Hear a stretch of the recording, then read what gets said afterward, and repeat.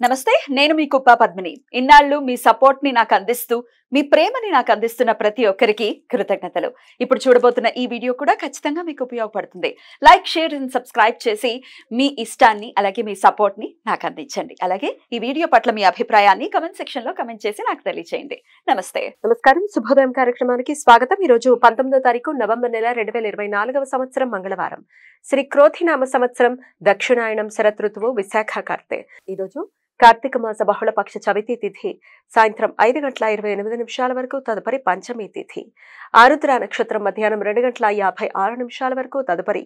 పునర్వసు నక్షత్రం సాధ్య యోగం మధ్యాహ్నం 2:56 వరకు తదుపరి శుభం యోగం బాలవకరణం సాయంత్రం 5:28 వరకు కౌలవకరణం రాత్రి తెల్లవారుజామున 5:02 వరకు తదుపరి తైతల కరణం ఉంటాయి సూర్యుడు వృశ్చిక రాశి విశాఖ నక్షత్రంలో మధ్యాహ్నం 2:53 వరకు తదుపరి అనురాధ నక్షత్రంలో సంచరిస్తాడు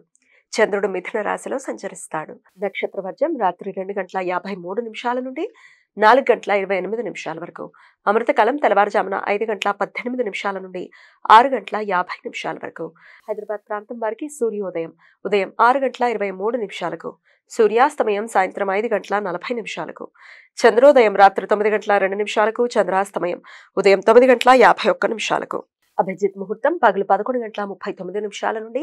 మధ్యాహ్నం 12:24 వరకు దుర్ముహూర్తం ఉదయం 8:36 నుండి 9:24 వరకు మరలా రాత్రి 10:45 నుండి 11:36 వరకు రాహుకాలం మధ్యాహ్నం 2:51 నుండి సాయంత్రం 4:15 వరకు గుళిక కాలం మధ్యాహ్నం 12:02 నుండి 1:26 వరకు యమగండం పగలు 9:12 నుండి 10:37 వరకు మంగళవారం చవితి తిథి కలయిక ఉండటం చేత ఈరోజు భౌమ చతుర్థి ఈరోజు భక్తులు సముద్ర స్నానాలు చేయడానికి దాన ధర్మాలు చేయడానికి అనుకూలం అంతేకాకుండా కుజగ్రహ దోష నివారణ పూజలకు అనుకూలం నెరైన రవి అనురాధ నక్షత్రంలో ఈరోజు మధ్యాహ్నం 2:53 ప్రవేశిస్తాడు అప్పటి నుండి అనురాధ కార్తె ప్రారంభమవుతుంది శుక్ర సప్త శలాక వేధ ఈరోజు ఉదయం 9:05 నుండి